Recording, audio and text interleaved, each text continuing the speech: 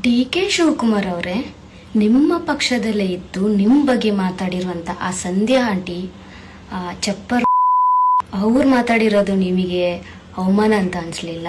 ಅದು ನಿಮಗೆ ಏನು ಫೀಲೇ ಆಗಿಲ್ಲ? ಬಿಕಾಸ್ ನಾನು ಮಾತಾಡಿದ ತಕ್ಷಣ ನಿಮಗೆ ಆ ಫೀಲ್ ಆಗಿದೆ ಅಂದರೆ ಸೋನು ಶೆಟ್ಟಿ ಯುವರ್ ಗ್ರೇಟ್. ನನ್ನ ಅಪಹರಣ ಮಾಡೋಷ್ಟು, ನನ್ನ ಒಂದಿನ ಎಲ್ಲ ರೂಮಲ್ಲಿ ಕೂಡಾಕಿ ನನಗೆ ಚಿತ್ರಹಿಂಸೆ ಕೊಟ್ಟು ಊಟ ತಿಂಡಿ ಇಲ್ದೇನೆ, ಆನಂತರ ನನ್ನ 1 ತಿಂಗಳು ಜೈಲಲ್ಲಿ ಹಾಕಿದ್ದಾರೆ ಅನ್ನೆಸೆಸರಿ ಏನು ಇಲ್ದೇನೆ.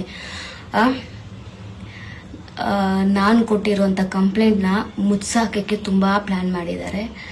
ಆ ನಂತರ ನನ್ನ ಅಪಹರಣ ಮಾಡಿ ಲಾಸ್ಟಿಗೆ ನನಗೆ ಸತ್ಯ ಗೊತ್ತಾಗ್ತಿದೆ, ನಾನು ಇನ್ನೇನು ವಿಡಿಯೋ ಮಾಡ್ತಾ ಇದ್ದೀನಿ ಅಂತ ಸತ್ಯಾಂಶ ಹೋಗುತ್ತೆ, ಇವ್ರ ಪ್ಲ್ಯಾನ್ ಎಲ್ಲ ಫ್ಲಾಪ್ ಆಗ್ತಿದೆ ಅಂತ ಹೇಳಿ ನನ್ನ 1 ತಿಂಗಳು ಜೈಲ್ಗೆ ಹಾಕಿದ್ರು.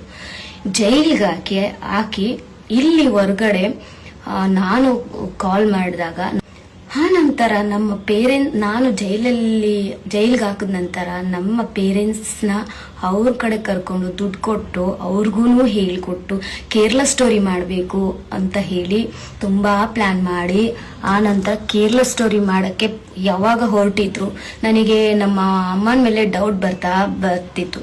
ಬಿಕಾಸ್ ಅವಳ ಕೈಯಲ್ಲಿ ಆಲ್ರೆಡಿ ಫೋನ್ ಕಿತ್ಕೊಂಡು ಜೈಲ್ಗೆ ಹಾಕಿರೋದ್ರಿಂದ ನನಗೆ ಯಾವ ಫೋನು ಸಿಗದೆ ಇರೋದ್ ಕಾರಣ ನಾನು ಏನು ಮಾಡೋಕ್ಕಾಗ್ತಿರ್ಲಿಲ್ಲ. ಬಿಕಾಸ್ ಇಲ್ಲಿ ಟಾರ್ಗೆಟ್ ಆಗಿರೋದು ಮೊದಲನೇದು ಕಿಚ್ಚ ಸುದೀಪ್ ಸಾರು, ಆ ನಂತರ ನಾನು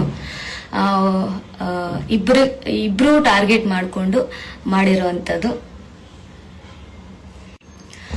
ಆಮೇಲೆ ಇಲ್ಲಿ ಇನ್ನೊಂದು ಪೊಲೀಸ್ ಸ್ಟೇಷನಲ್ಲಿ ಹೈಗ್ರೌಂಡ್ ಪೊಲೀಸ್ ಸ್ಟೇಷನ್ ನಿಮ್ಗೇನೋ ಡಿ.ಕೆ. ಶಿವಕುಮಾರ್ ಅವ್ರದ್ದು ಏನೋ ಕಂಪ್ಲೇಂಟ್ ಆಗಿದೆ ಅದಾಗಿದೆ ಅಂತ ಹೇಳಿ ಕರ್ಕೊಂಡೋಗಿ ಅಲ್ಲಿ ನನ್ನ ಪರ್ಸ್ನಲ್ ಅಂದರೆ ನನ್ನ ಫೋನ್ ಹ್ಯಾಕ್ ಮಾಡಿಸೋದಕ್ಕೆ ನನ್ನ ಪರ್ಸ್ನಲ್ ಪಾಸ್ವರ್ಡ್ ತೊಗೊಂಡ್ರು. ಬಿಕಾಸ್ ನಾನು ಫೋನ್ ಸೀಸ್ ಮಾಡ್ತೀನಿ ಅಂದಾಗ ನಾನು ಕೊಡಲ್ಲ ಅಂದೆ. ಏನಕ್ಕೆ ಸೀಸ್ ಮಾಡ್ತೀರಾ, ಏನು ಮಾಡಿದ್ದೀನಿ, ಏನು ಕೇಸ್ ಇಲ್ಲ, ಏನೂ ಇಲ್ಲ, ಏನಕ್ಕೆ ಸೀಸ್ ಮಾಡ್ತೀರಾ?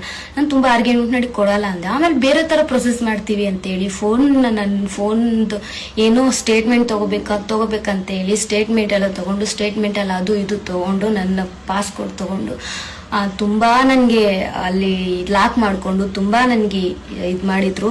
ಆ ನಂತರ ಡಿ.ಕೆ. ಶಿವಕುಮಾರ್ಗೊಂದು ಮಾತು ಹೇಳ್ತೀನಿ, ನನ್ನ ಜೈಲ್ಗೆ ಹಾಕಿದ್ರಲ್ಲ, ಯಾವ ವಿಷಯಕ್ಕೆ ಜೈಲ್ಗೆ ಹಾಕಿದ್ರಿ? ನೀವು ಆನ್ಸರ್ ಕೊಡ್ಲೇಬೇಕು. ಡಿ.ಕೆ. ಶಿವಕುಮಾರ್ ಅವರು ನೀವು ಇದಕ್ಕೆ ಉತ್ತರ ಕೊಡದೇ ಇದ್ದಾರೆ, ನಾನು ಇದನ್ನ ರಿಪೀಟ್ ಪೋಸ್ಟ್ ಮಾಡ್ತಾನೆ ಇರ್ತೀನಿ, ಇದನ್ನ ವೈರಲ್ ಮಾಡ್ತಾನೆ ಇರ್ತೀನಿ.